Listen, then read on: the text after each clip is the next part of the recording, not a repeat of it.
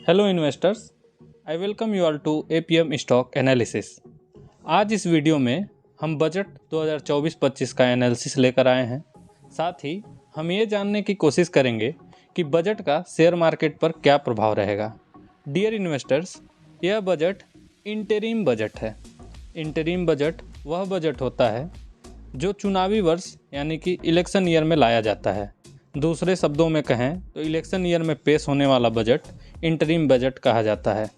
ये normal budget से किस प्रकार अलग होता है, आइए जानते हैं।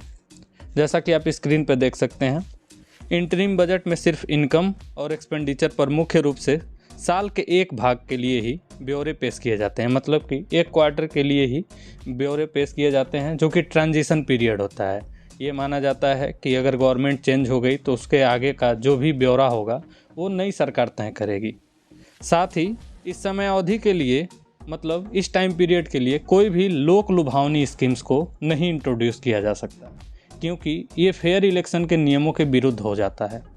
जैसा कि एक्सपेक्ट किया जा रहा था, इस बजट में रेलवे सेक्टर के लिए बहुत सारे डेवलपमेंट प्रोजेक्ट्स को इंट्रोड्यूस किया गया है। आइए एक एक करके समझते हैं रेलवे सेक्टर में इंट्रोड्यूस किए गए इन प्रोजेक्ट्स को। पहली खबर यह है कि 40,000 इंडियन रेलवे बोगीज को वंदे भारत कोचेस में बदला जाएगा। वंदे भारत जो भारत की सबसे तेज़ ट्रेन है आज के डेट में, अफोर्डेबल है, कंफर्टेबल है।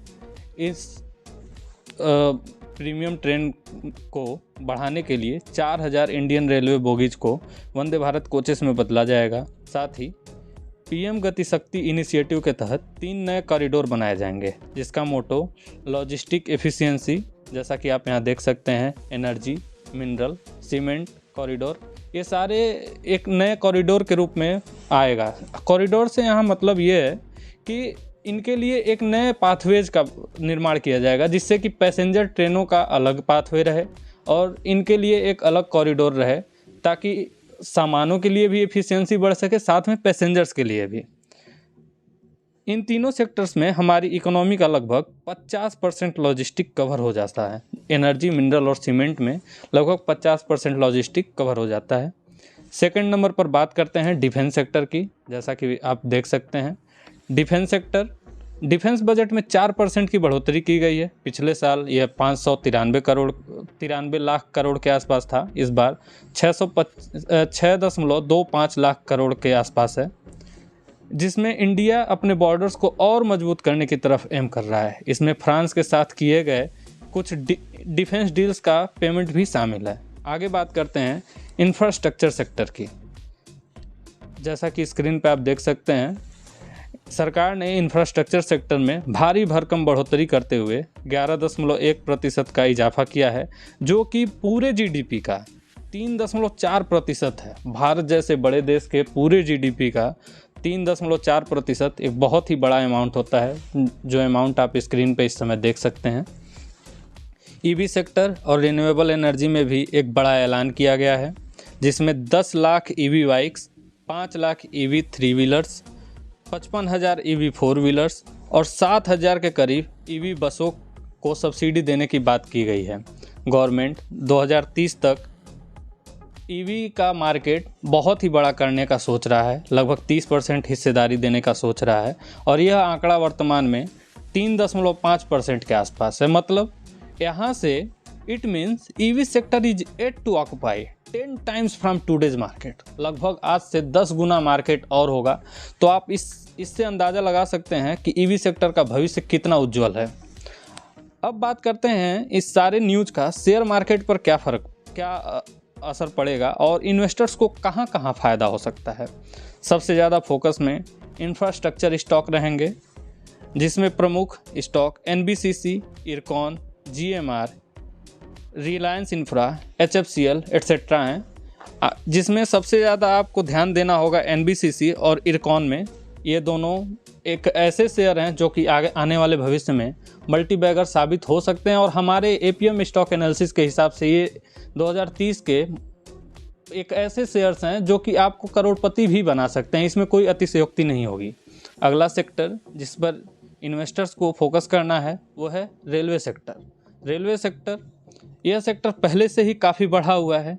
जिससे यह एक्सपेक्टेड है कि थोड़ी गिरावट तो देखी जा सकती है, लेकिन लॉन्ग टर्म में अगर हम लॉन्ग टर्म की बात करें तो यह सेक्टर मल्टी बैगर साबित हो सकता है और हो भी चुका है, क्योंकि बजट में रेलवे सेक्टर के लिए बहुत सारे डेवलपमेंट प्रोजेक्ट्स इंट्रोड्यूस किए गए हैं, जिसके बारे में हम अभी वीडियो में बात कर चुके हैं। रेलवे सेक्टर के मुख्य stock IRFC, IRCTC, RailTel, IRCON, IREDA इत्यादि हैं। IRFC ने तो पिछले 2 ही हफ्तों में लगभग 6-7 ट्रेडिंग सेशंस की बात करें तो 100% का मुनाफा अपने इन्वेस्टर्स को दे ही चुका है। इसके अलावा IRCTC में भी बहुत सारा पोटेंशियल बचा हुआ है।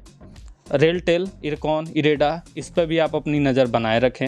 अब बात करते हैं EV और रिन्यूएबल एनर्जी सेक्टर की।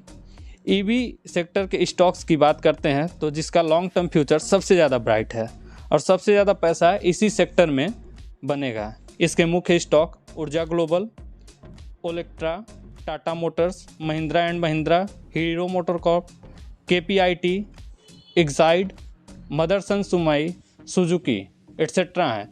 इसमें सबसे ज़्यादा आपको ध्यान देना है ओलेक्ट्रा ग्रीन पे, टाटा मोटर्स पर, हीरो मोटर कॉर्प पर, क्योंकि आने वाले टाइम में जब सब्सिडीज़ दी जाएंगी तो सबसे ज़्यादा फ़ायदा इन्हीं कंपनीज़ को होंगी, क्योंकि ज़्यादा से ज़्यादा टेंडर इन्हीं के हिस्से में जाता है, क्योंकि ये हमारे मार्केट में अपने आप को साबित कर चुकी हैं और समय समय पर साबित करते भी रही हैं।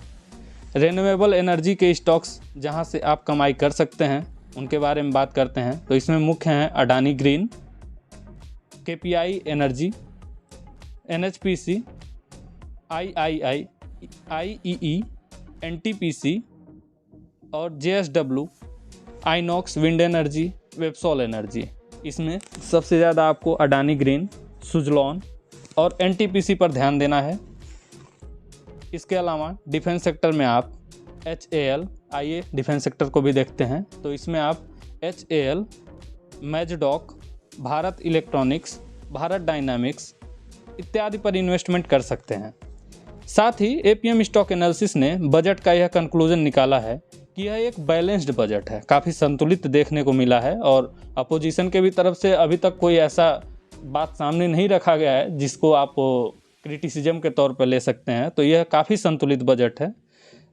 यह मोदी 3.0 का फ्यूचर प्लान भी एक्सप्लेन करते हुए दिखता है। अगर माननीय प्रधानमंत्री जी अगली बार प्राइम मिनिस्टर बनकर आते हैं तो उनका क्या डेवलपमेंट का ढांचा रहेगा, इस बजट से हम आंकड़ा लगा सकते हैं।